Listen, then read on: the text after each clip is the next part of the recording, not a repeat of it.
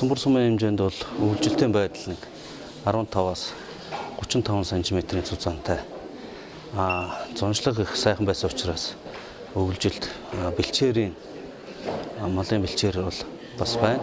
Тэгвэл хаваржилт бол одоо бэлтгэсэн өвс тэжээлийн нөөц бол одоо энэ бэлчээр цасагтай байгаа учраас өмсдөх. За энэс уршин сэргийлэхийн тулд малчтаас одоо хэм дунтай дээр нь малын өвс тэжээлийг бэлтгэн нийлүүлэх. За манай сум төмөр замын сүлжээтэй учраас дархан эрдэнэ дотоодаас хямдар өвс тэжээлийг газар дээр нь малчтаа захиалга авч хүргэж байна.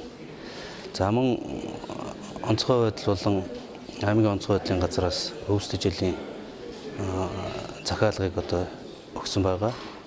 За энэ жил бол мал тооллого дуусч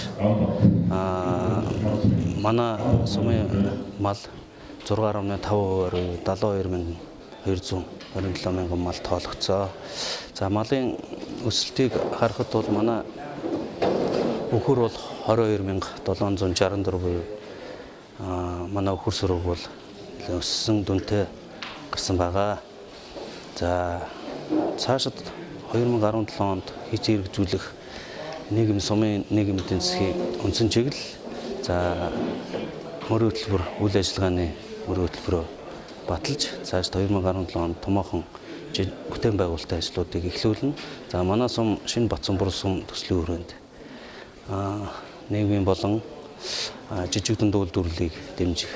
За төрийн албаагчдыг хямд уртагтай орон сууцаар хангах энэ томоохон ажлуудыг эхлүүлнэ.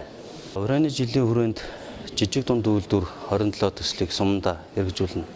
Энэ хүрээнд бол шинээр Америк нэгдсэн улсын хөрөнгө оруулалтаар Орлон суу гэж манай хувийн аж ахуйн нэгж бяцлагны үйлдвэрийг байгуулахаар төлөвлөсөн байгаа.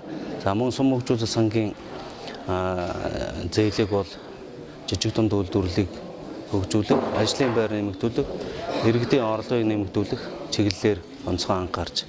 За сум хөгжүүлэлт сангийнхаа тэргүүлэх чиглэлийг энэ багийн засаг даргуулан багийн иргэдийн нийтийн хурлын хурлууд болж өнгөрсөний дараа бол сумын хэмжээ нээлттэйгээр иргэдээс санал авч сум хөгжүүлэлт сангийн хөрөнгийг одоо яг тоног төхөөрөмж дэмжлэг хэрэгтэй байгаа иргэдтэй онж өгөх тал дээр бол ажлын хэсэг гаргаж ажиллана. Илүү бүтэн Төв аймаг хөтөлбөрийн хүрээнд суманда одоо энэ иргэдийнхээ эрүүл нийгмийн одоо эрүүл мэндийг урьдчилан сэргийлэх зорилгоор бол энэ эрт илрүүлэлтийг илрүүлэх зорилгоор энэ чиглэлээр бол